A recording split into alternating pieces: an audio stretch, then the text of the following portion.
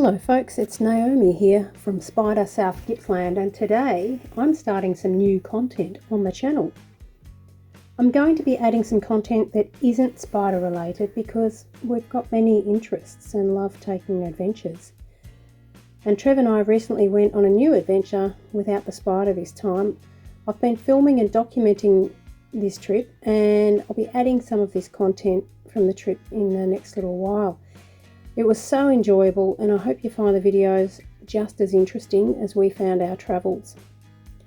We were away this time with the four-wheel drive and caravan and visited the Flinders Ranges in South Australia, an area known for its dramatic, ancient and rugged scenery. And with 600 million years of geological history and thousands of years of Aboriginal culture in the area, it is so worth the journey. Thanks to major conservation efforts in the area, native wildlife is now being carefully restored and supported. It's incredible to witness the return of species that were once locally extinct, with new colonies emerging for visitors to see. I'll be adding videos from our activities on the trip in the next little while. I hope you enjoy the videos as much as we did visiting the area. And of course, thank you for watching, and if you do enjoy this content, please give us a like and subscribe to see more videos in future. Of course, there will be more spider trips as well, so stick around and I hope you enjoy.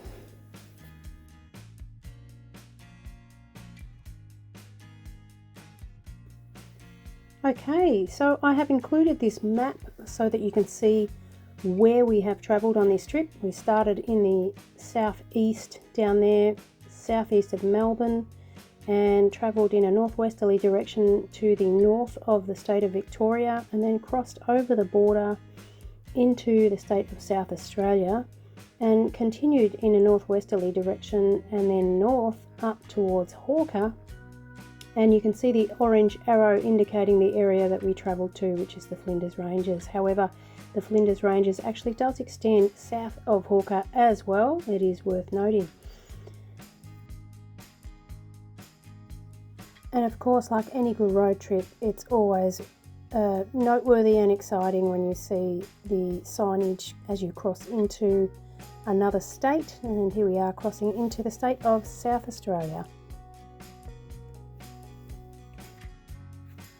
And when you cross over into the state of South Australia, you are very quickly directed through the quarantine station where they check. There are officers there who come around and check in your car. They'll want to see the glove box in the boot, in the back seat. They'll want to check the caravan, the fridges in the van, and they'll want to check everywhere to make sure that you are not carrying any fruit or vegetables, fresh fruit or vegetables, into the state of South Australia, because they are very protective of their agricultural businesses there, which can be absolutely devastated by an insect called fruit fly, which can just absolutely destroy crops. So they pull you over, you stop in there, and you are given opportunities to get rid of your fruit and veg before you get to the quarantine station, but they will confiscate any of your produce if you are carrying it.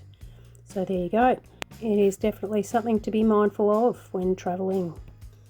And it's always exciting once you start to sight the Murray River over in South Australia. The Murray River is Australia's longest river at 2,500 kilometres long, and it is actually the border, the northern border of the state of Victoria. But when you see it in South Australia, it's kind of exciting because you haven't been anywhere near that river for most of that trip. So it's great to see, and it makes the trip a little bit more interesting and scenic. And very soon after, you come to Paringa, where there is a bridge that has a section that moves up and down to allow boats through into the town of Renmark on the other side. And we spent our first night not in Renmark, but another town just a little bit further on called Berry. Berry is also along the Murray River, situated along the Murray River, and we spent our first night away from home at a property that belongs to somebody who runs an aviation business. And my husband has a real interest in aviation, and we were very fortunate to be able to stay on his property, and we saw this sunset, and that was our first day of travel and our first night away. And of course the following morning we were up and going. We're leaving from Berry.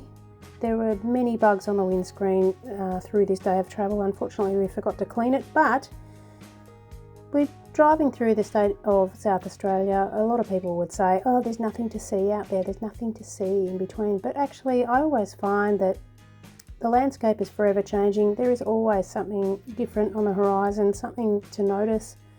And as we were driving, oh look, there's a house. We're also looking across at the Murray River over in the distance there. You could just pick it up in parts of this bit of footage here, but yeah, the road follows along with the Murray, and then we followed along behind a caravan for a while, somebody else's van, and that guy was pretty funny. He was on the radio talking to us on the UHF, which was pretty cool. But yeah, it's amazing how the landscape changes all the way across. And I always love a good road trip. I find it very, very interesting. There's lots and lots to see. And as you're going around Peterborough, Borough, some of those townships along the way, you see evidence of, historical evidence of farming along the way there, and these stone buildings. And this one is particularly famous, made famous by the Midnight Oil album cover for Diesel and Dust, and this was photographed by an Australian photographer called Ken Duncan for that album cover. And here is the album cover. It's very, very cool to be able to stop and take a photo. And also on our way to the Flinders, right up to Port Augusta, there are these incredible wind farms. South Australians sure know how to harness the wind. These renewable energy farms are just right through the area. And there's areas of the drive where you are driving along, and as far as the eye can see, there's just wind farms, and it's fantastic, I reckon.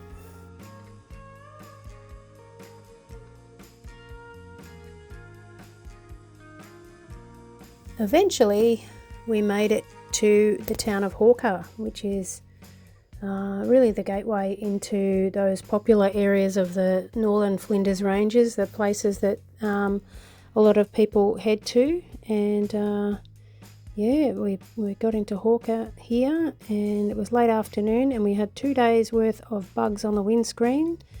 And from here it's a short drive to our final destination for the next few days, which was Rawnsley Park Station, and you'll see some of that in coming videos. But thanks for coming along on this first video. Thanks for watching, and if you got this far, you're doing well, and we'll see you in the next video. Don't forget to like and subscribe.